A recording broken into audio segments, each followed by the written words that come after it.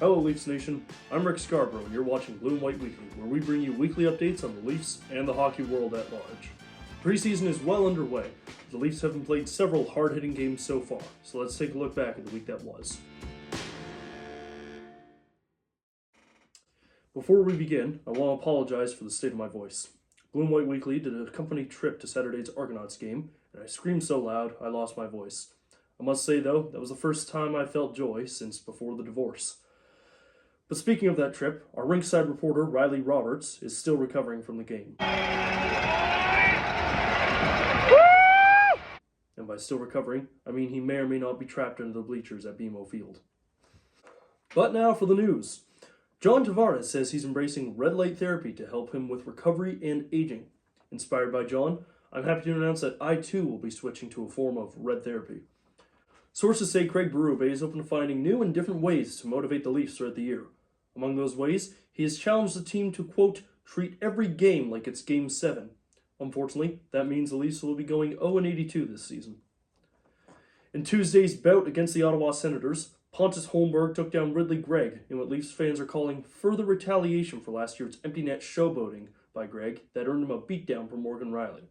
I sincerely hope Greig stays in the Senators lineup, as he seems to be single-handedly keeping the Battle of Ontario alive.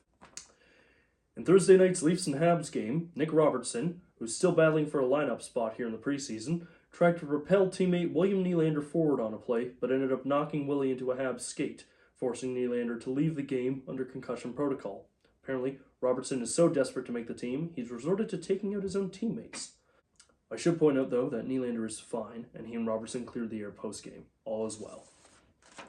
Now, if you thought the many fights and penalties in the Senators' games were intense, Saturday night's game against the Montreal Canadiens was something else entirely. Leafs prospect Cedric Paré took out new Habs star Patrick Laine with an apparent knee-on-knee that Habs fans swear was intentional. Intentional or not, that moment may have just ended Laine's season before it's even begun. We'll hopefully hear more on him soon. Angered by that play, Arber's Xhekaj took exception and decided to take Paré down Todd Bertuzzi style, swinging on Paré mid-play. Xhekaj has been fined just under $3,400 for this, which is about the price of a beer and a hot dog at a Jays game.